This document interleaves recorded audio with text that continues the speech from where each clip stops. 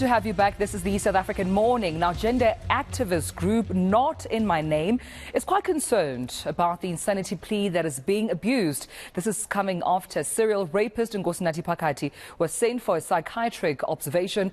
Now, he's being sentenced on 90 counts of rape, kidnapping, assault, as well as theft.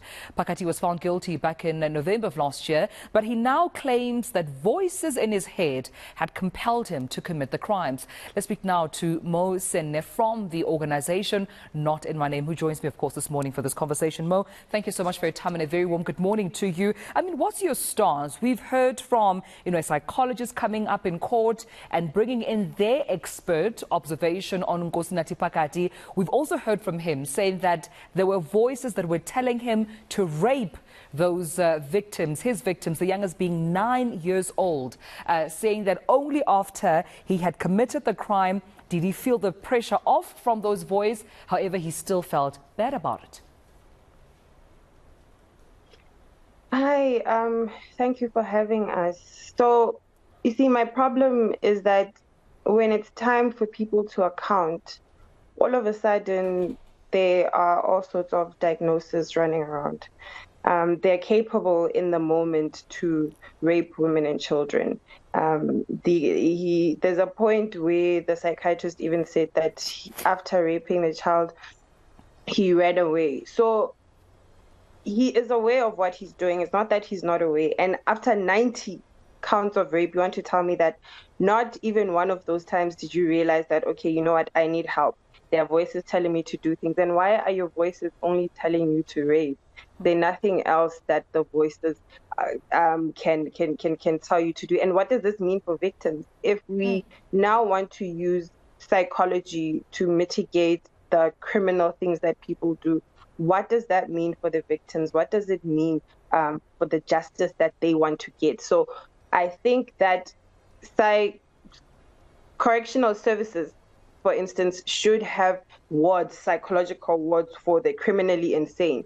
We need to be able to distinguish between people who want to use the insanity plea to evade accountability and people who actually can get help, people who can be rehabilitated. Yeah. And if he's raping children, then that means that he's a pedophile. And research has shown that people with that sort of disorder cannot be rehabilitated. So what are we really saying about the insanity plea? So I can wake up today, decide to commit a crime, and then later on say, no, you know what, there were voices that told me to do this. Because that's literally all you need to do. There's nothing else.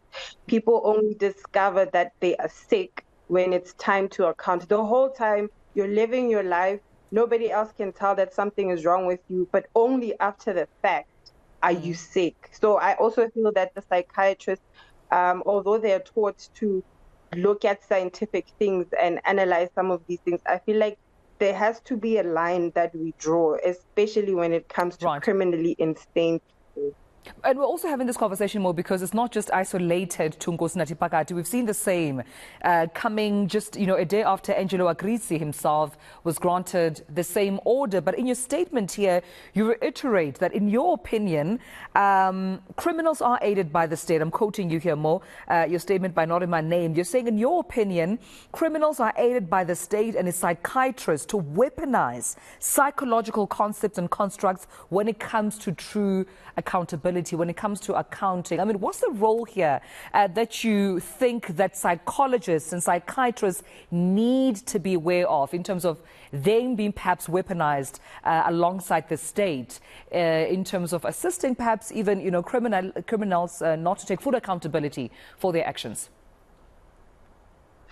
So psychologists, they need to come back to their own training. There are certain diagnoses that are not comorbid. That means that they cannot concurrently exist or they do not affect the other. So you can't tell me that because somebody is bipolar or they have schizophrenia, it then means that they are going to rape people. There are people who are bipolar and who are schizophrenic who don't go around raping. And that is the thing that I want us to distinguish, that if we're dealing with criminally insane people, let's treat them as such. We can't use diagnosis to mitigate the sentencing that they receive or the kind of treatment that they receive, because then again, this goes back to the victim, and it goes back to how the justice system then is treated.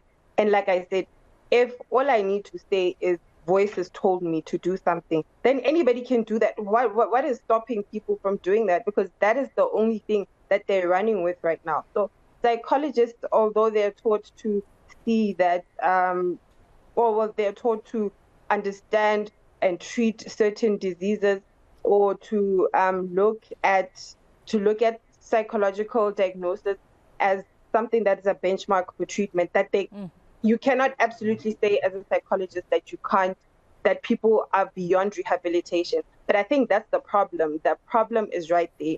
And because now there's a lot of talks highlighting mental health, the importance of it, I feel like they also now are backed up against the wall to say, you know what, we need to acknowledge this. Otherwise, there's going to be campaigns around, oh my gosh, no one is listening to mental health talks and what. But again, criminally insane people and mentally unwell people are not the same thing. And I feel like we're clumping that up and opening up a doorway for criminals to get away with crime. We're talking about a child here, a 9-year-old child, and this guy 90 times didn't seek help. He didn't tell anybody. Is there anybody else in his life who feels that he has been insane? Did they try to get him help? So you can't, after being found guilty, now decide that you are crazy. That's not going to happen. We leave it there, Senne, and thank you so much for speaking to us about this. Senne from the Not In My Name organization, quite concerned about the insanity plea constantly played out in our courts. We've seen this with Angelo Akritsi. We've seen it now with Nkosinathi Phakathi.